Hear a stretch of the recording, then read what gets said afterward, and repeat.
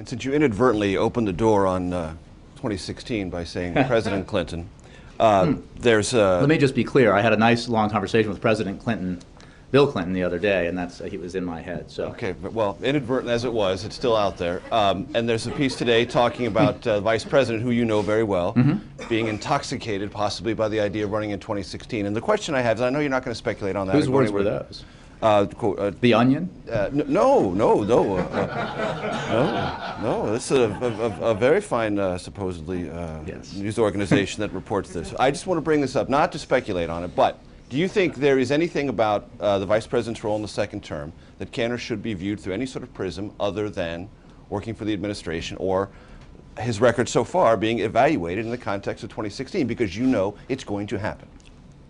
I don't doubt it will happen. And I think the Vice President, in an interview, addressed this, got this question and addressed it. And his focus, and I know this because I do know him and I worked for him and I've spoken to him recently, he is focused on the job of helping this president and helping this administration achieve the goals that the president has put forward.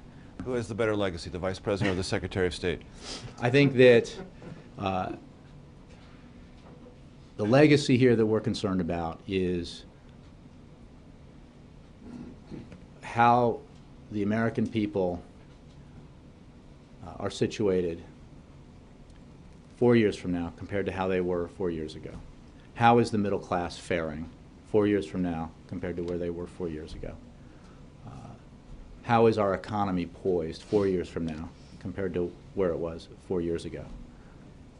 Is our stature around the globe enhanced 4 years from now compared to 4 years ago?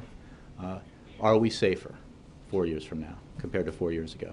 Those are issues that are not just about the president's legacy, it's for everybody who serves this president and this administration, this country at this time, and including members of Congress. And I think that members who just got here this month, freshmen in the House and the Senate, I think will have that same measuring stick. You know, they will look 4 years from now and say, did what I do in those 4 years improve the prospects of this country, help the economy grow, help the middle class, make us more secure, or not? And that's how I think the president looks at it. I know that's how the Secretary of State looked at it when she, in her 4 years that are coming to an end.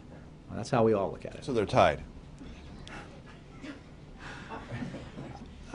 That's, those kinds of assessments, I'm sure, will be made repeatedly in the future, not just with regards to those two individuals. I think, for the sake and sanity of all involved, it's worth taking a little bit of a break from presidential election year politics.